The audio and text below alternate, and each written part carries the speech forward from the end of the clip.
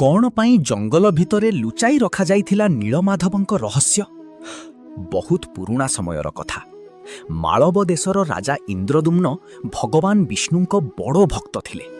गोटे दिन से सुनिले घन जंगल मध्यरे नीलमाधव नामरे भगवानଙ୍କ गुप्त पूजा हेउछि।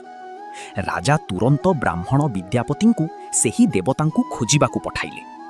दिन परे दिन जंगल और पहाड़ चाली विद्यापति शेषरे सबरो जातिर मुखिया विश्ववासुଙ୍କୁ भेटिले। विश्ववासु गुप्त भावे नीलमाधवଙ୍କ पूजा करुथिले, किंतु से काहाकू मध्य सेही स्थान देखाउ नथिले।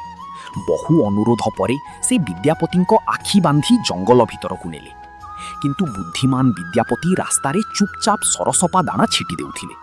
किछि दिन परे सेही दाणा गछ हेबारु रास्ता चिन्हट होइगला।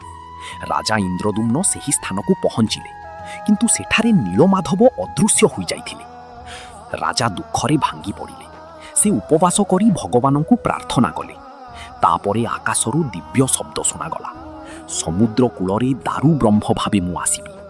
किछि दिन परे समुद्र कूलरे एक दिव्य काठ भासी आसिला।